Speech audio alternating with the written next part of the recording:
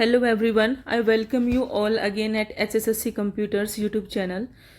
I hope you all are doing well. So जैसा कि आप सबको पता है कि जो हमारा HSSC CET प्री का जो एग्ज़ाम था वो सक्सेसफुली कंडक्ट हो चुका है और सभी ने कहीं ना कहीं से अपनी आंसर की मिला भी ली होगी। हालांकि हमारी जो आंसर की ऑफिशियल वो अभी आई नहीं है, तो एक दो दिन में उसके पूरे चांस है कि वो आ जाएगी। और ये भी हमें पता है कि आंसर की जो हम इधर उधर से मिलाते हैं तो वो एक दो नंबर वेरी करता ही है ऑफिशियल आंसर की से। तो कोई नहीं, एक दो नंबर का ही ज़्यादा डिफरेंस आता है, लेकिन मोस्टली हमारा जो आंसर की हम मिलाते हैं वो सेम ही रहता है। जहाँ से भी आपने मिलाई है वो एक दो नंबर ही आपके इधर उधर होंगे। तो अब सबके दिमाग में ये है कि नॉर्मलाइजेशन कैसे होगा, कैसे हमारे मार्क्स घटेंगे, कैसे बढ़ेंगे, सबको यही टेंशन है। और आप सबको पता भी होगा कि अगर मैं शिफ्ट का लेवल आपको बताऊं, आपने सब ने देखा भी है कि सबसे हार्ड शिफ्ट थी जो 26 तारीख की फर्स्ट शिफ्ट थी, वो सबसे हार्ड थी। ठीक है, उसके बाद जो 27 को जो शिफ्ट हुई थी सेकंड शिफ्ट, वो उससे थोड़ी सी ठीक थी, मतलब ये सबसे हार्ड थी, ये उसके बाद ये हार्ड थी। फिर उसके बाद जो 26 को सेकंड शिफ्ट हुई थी फिर वो हार्ड थी। और जो सबसे इजिएस्ट शिफ्ट अभी तक के सर्वे में आ रही है वो 27 की फर्स्ट आ रही है। तो अब आप सबने बहुत सारे यूट्यूब चैनल से इधर उधर से देखा भी होगा और काफ़ी बेफल माइंडेड भी हो गए। तो मैं आप सबसे यही रिक्वेस्ट करूंगी कि आप इस लेवल तक, इस प्लेटफॉर्म तक, इस लेवल तक पहुंचे हो तो आप सब वेल नोन एजुकेटेड हो, तो किसी की बातों के ज़्यादा बहकावे में ना आ करके आप चेयरमैन साहब का ऑथेंटिक न्यूज़ देने का वेट करें कि नॉर्मलाइजेशन किस हिसाब से कैसे होगा, कितना होगा। जब तक रिजल्ट ना आ जाए नॉर्मलाइजेशन का, एटलीस्ट तब तक आप किसी पे बिलीव ना करें, बिलीव इन योर सेल्फ बस। तो अब मैं आपको ये पॉलिसी बताऊंगी कि नॉर्मलाइजेशन कैसे कैसे होता है, किस हिसाब से किसके कितने मार्क्स बढ़ते हैं, और लास्ट ईयर में जो पॉलिसी दी गई थी उसमें किसको कितना फायदा और कैसे नुकसान हुआ था। तो वीडियो को चलिए शुरू करते हैं। और एक बात और मैं आपको बताना चाहूँगी कि ये चैनल मैंने सिर्फ एक्सक्लूसिव कंप्यूटर के लिए शुरू किया है, बट मैंने लास्ट टाइम भी ऐसा नोटिस किया था जब CET मेंस का एग्जाम हुआ था कि जो जनरल पेपर होता है वो अपना हिंदी, इंग्लिश, मैथ, रीजनिंग, वो 20 नंबर का आता है। वो आप लोग खुद भी पढ़ लोगे और बाकी बहुत सारे यूट्यूब चैनल्स पे सब पढ़ाते हैं उसको, और नो डाउट अच्छा ही पढ़ाते हैं सब। 10 नंबर का उसमें कंप्यूटर आता है जो कि मैं अपने चैनल पर कराऊंगी। और जो 70 मार्क्स का उसमें अदर सब्जेक्ट आते हैं ना, उसमें माइक्रो इकोनॉमिक्स आती है, रूरल मार्केटिंग आती है, आपके ट्रैफिक रूल्स आते हैं, एनवायरमेंट साइंस आती है, अच्छे खासे लेवल के क्वेश्चंस आते हैं। वो मैंने नोटिस किया कि वो किसी ने इतने अच्छे से नहीं कराए, हालांकि फर्स्ट टाइम हो रहा था तो सबने पूरा जोर लगाया था।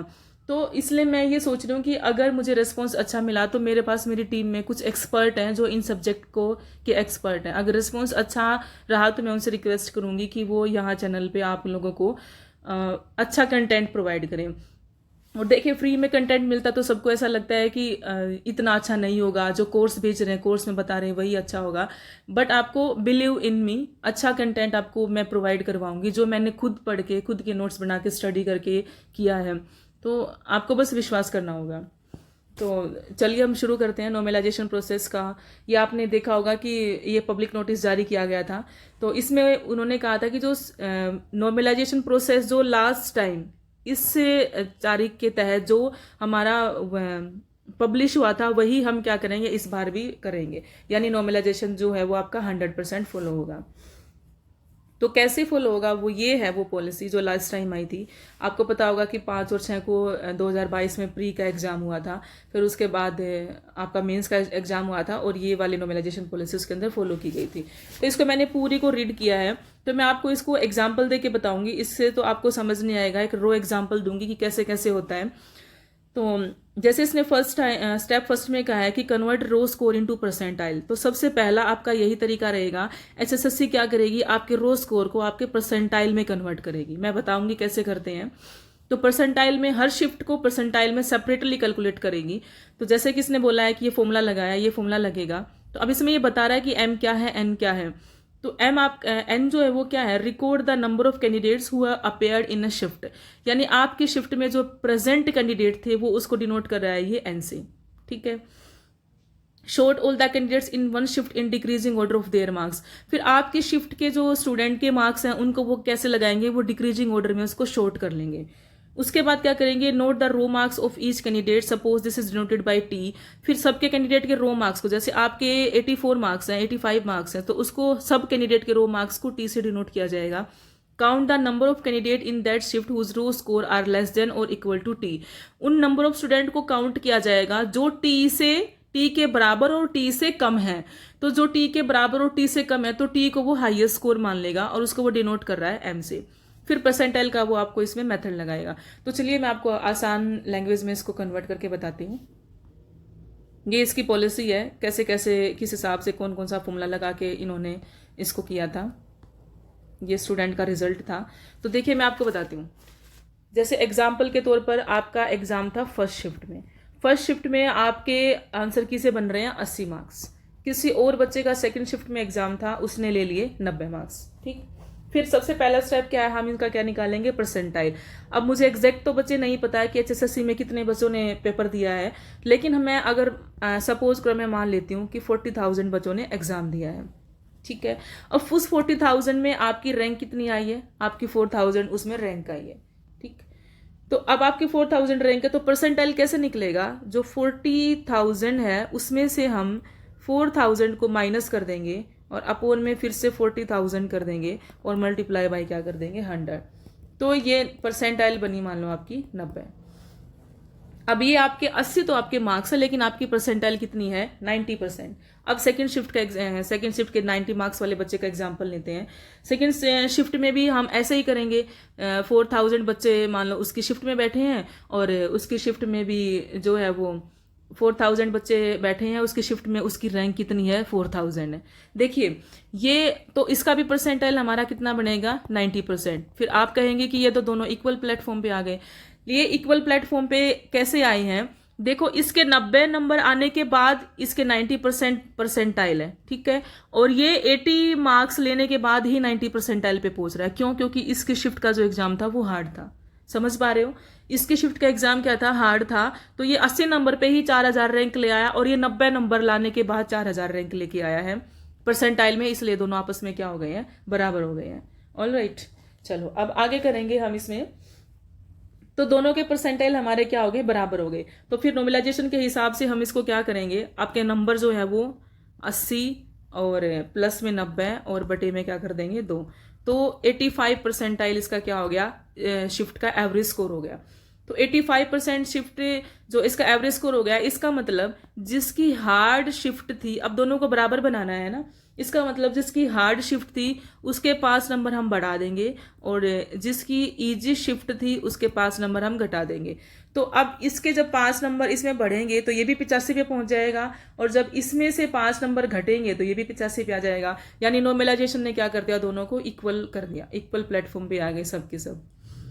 तो ऐसे बनेगा नॉर्मलाइजेशन। ये एक रफ आइडिया है, ऑल्दो ये एग्जैक्ट नहीं है, लेकिन मैं आपको थोड़ा सा बस बताना चाहती हूँ कि नॉर्मलाइजेशन कैसे फॉलो होता है और कैसे मार्क्स से आपके बराबर हो जाते हैं।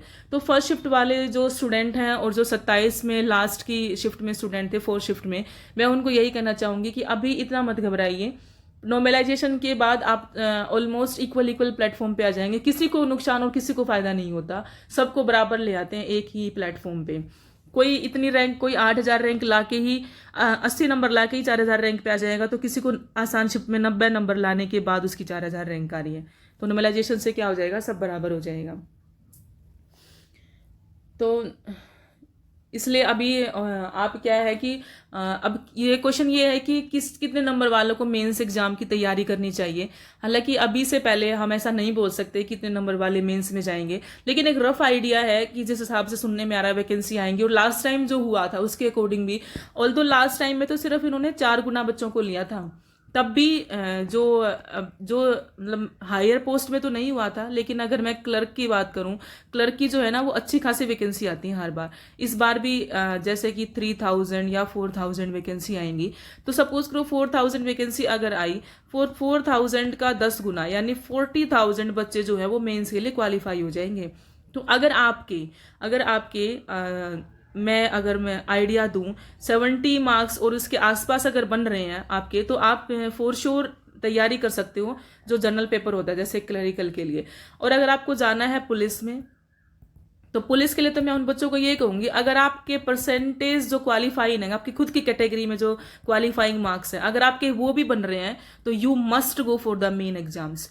क्योंकि पुलिस में जो है वो, अगर आपने 50 नंबर भी लिए अपनी कैटेगरी में, जनरल में, दूसरी कैटेगरी में आपने 40% नंबर लिए, तो पुलिस के एग्जाम के लिए आप फॉर श्योर क्वालिफाई हो जाओगे।